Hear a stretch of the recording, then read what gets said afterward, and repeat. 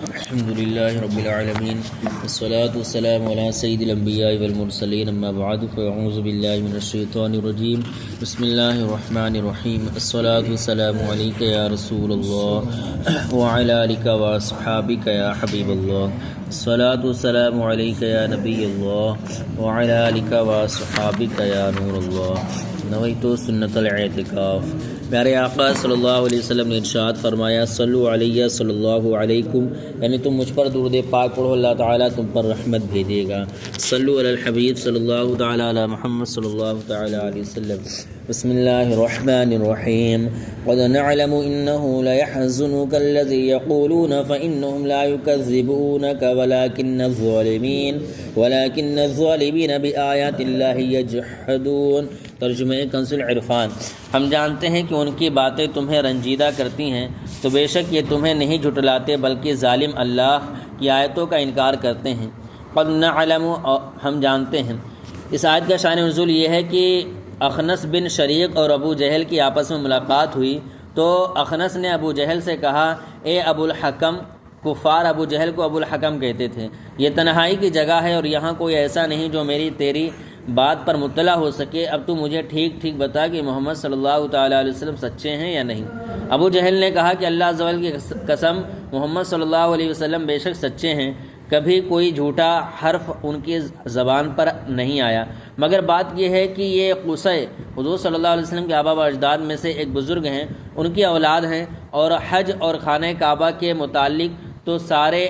اعزاز انہیں حاصل ہی ہیں، اب نبوت بھی انہی میں ہو جائے تو باقی قریشیوں کے لیے اعزاز کیا رہ گیا۔ ترمذی شریف میں حضرت علی رضی اللہ تعالیٰ عنہ سے روایت ہے کہ ابو جہل نے حضور صلی اللہ علیہ وسلم سے کہا ہم آپ صلی اللہ تعالیٰ علیہ وسلم کی تکذیب نہیں کرتے، ہم تو اس کتاب کی تکذیب کرتے ہیں جو آپ صلی اللہ تعالیٰ علیہ وسلم لائے۔ اس پر یہ آیت کریمہ نازل ہوئی اور اللہ تعالیٰ نے اپنے حبیب صلی اللہ تعالیٰ علیہ وسلم کو تسلی دیتے ہوئے ارشاد فرمایا کہ یہ حبیب صلی اللہ تعالیٰ علیہ وسلم ہم جانتے ہیں کہ ان کافروں کی باتیں آپ کو رنجیدہ کرتی ہیں، لیکن آپ تسلی رکھیں کیونکہ قوم آپ صلی اللہ تعالیٰ علیہ وسلم کی صداقت کا اعتقاد رکھتی ہے، اسی لیے پوشیدہ طور پر یہ لوگ آپ کو نہیں جھٹلاتے، البتہ حسد اور عناد کی وجہ سے یہ ظالم لوگ اعلانیہ طور پر اللہ تعالیٰ کی آیتوں کا انکار کرتے ہیں۔ اس آیت کا ایک معنی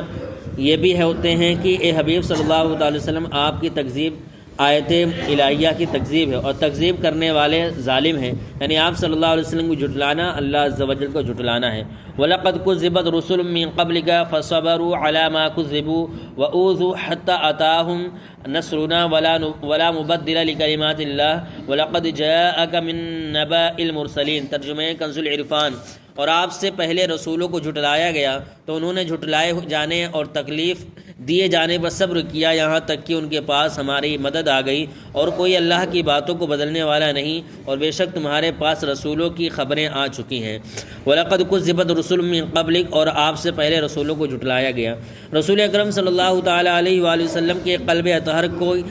قلب اطہر کی تسلی کے لیے فرمایا گیا کہ یہ حبیب صلی اللہ تعالیٰ علیہ وآلہ وسلم آپ سے پہلے رسولوں کو جھٹلایا گیا تو انہوں نے جھٹلائے جانے اور تکلیف دیے جانے پر صبر کیا، یہاں تک کہ ان کے پاس ہماری مدد آ گئی اور تکذیب کرنے والے ہلاک کیے گئے، لہٰذا اے حبیب صلی اللہ تعالیٰ علیہ وآلہ وسلم آپ بھی صبر کریں، کوئی اللہ عز و جل کی باتوں کو بدلنے والا نہیں اور اس کے حکم کو کوئی پلٹ نہیں سکتا۔ رسولوں کی نصرت اور ان کی تکذیب کرنے والوں کا ہلاک ہونا اس نے جس وقت مقدر فرما دیا ہے اس وقت ضرور ہوگا، اور بے شک تمہارے دل کے سکون کے لیے تمہارے پاس رسولوں کی خبریں آ چکی ہیں، اور آپ صلی اللہ تعالیٰ علیہ وسلم جانتے ہیں کہ انہیں کفار سے کیسے ایذا پہنچائی گئی۔